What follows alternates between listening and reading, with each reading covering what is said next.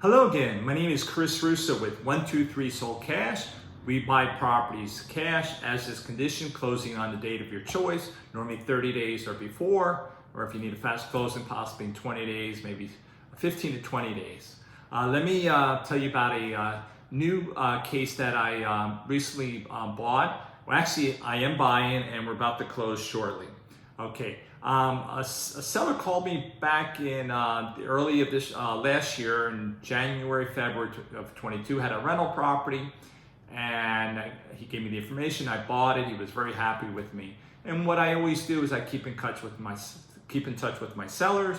And I said, listen, if you have any properties, any other properties you'd like to sell, be happy to buy that. I'm always looking to buy. Or if you know of anyone that's interested in selling, please have them call me and I possibly can buy their property. So what he does is, back then he said, Chris, I want to sell my primary residence. And I gave him an offer and he goes, well, let me think about it. He never got back to me, and I think he listed with a realtor. Well, what happened is I never heard from him. So back in like a month or two ago, actually the beginning of December, he calls me, hey Chris, you remember me? I said, sure I do. How you doing, Bob? He goes, yeah, I have this property and I have it listed with the realtor for a while and it's not selling. Okay, go, let me look into it. And then I looked into it and I gave him my offer. And I think he was listed for like five and a quarter. And to be honest, I thought it was overpriced, and obviously the market is turning, it's going down. And obviously it was overpriced because it hasn't been, there was no interest and it hasn't been sold. So I looked at it and I go, Bob, to be honest, if you really want to sell it, you got to be at a lower price. I go, Chris, I'm willing to take 400, but 400 to me. And I said, okay, that's a little better. Okay. So I said, yeah, let me do that.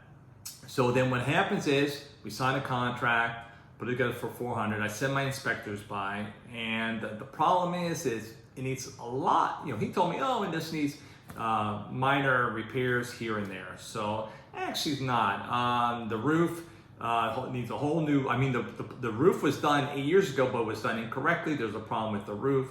There's rotted wood, there's termites, there's the pool has to be resurfaced. On and on and on. It's just, the house has been neglected. Plus it's a higher priced property, so it costs more. And so I'm getting these like 125,000 in repairs, and that's why it hasn't sold. So then what happened is we sent by another person to double check, an inspector, and he confirmed, yes, it needs a lot of work. There's things that haven't been, you can't see up front, but there's problems, there's electrical, there's plumbing. Okay. Then he tells me, Chris, I got a problem. I'm in foreclosure. He called me like December 1st. He goes, there's a sale date December 19th. I go, oh, okay, let me rush on this. But between all, going back and forth and the repairs needed, I go, we're not going to make your sale date. You're going to have to call the bank to postpone the sale or do something or hire an attorney because we're running short on time. 2 or 3 days before December 19th, they canceled the sale. I go, wow, to the seller, Bob, I said, you're a lucky person. Okay, so this gives me time. And so we do the inspection, going back and forth. We send another guy out because it needs a lot of work. So the seller didn't think so, but it does. Okay, so all of a sudden they postpone it to January 19th. And with the holidays, people are working, some people are not working, so it's hard to get things done. So the new year comes up and we're getting close to the, January 19th again. And I go, Bob, you got to tell the bank that you have an offer on the property. We're still working on it. If they can give you an extension. And I don't think, they would give an extension, but you never know. And so he called the bank, and the bank, I think it was Chase, and they said, yes, we would if you give me a contract and proof of funds. So we already had a contract, so I sent a contract and gave him a proof of funds.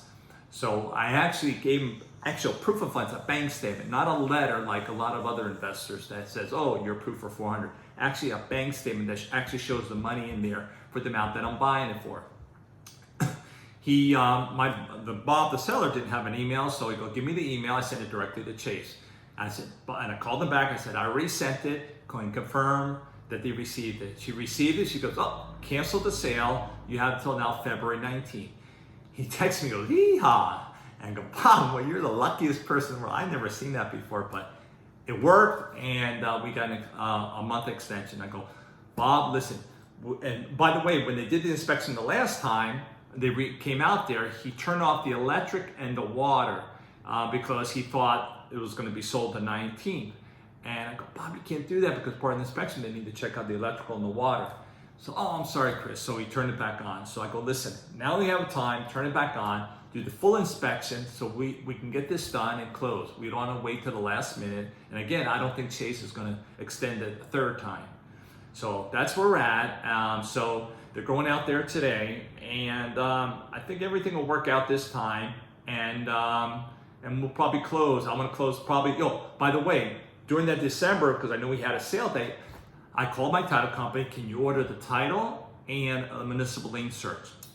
They did, so that's ready. I said, "Please order the payoff." We had the payoff ready, and then the payoff actually was to the 18th, so we're going to have to update the payoff. During the municipal lien search, he put on a roof, but it was actually not closed. Normally, what happens is they put on a roof and then it has to close out the account, but the city has it open. So it's either open, there's an open permit, or expired, but it's not closed. So he called back the roofer. They're doing through the process to actually close it. So that would take care of the title issue.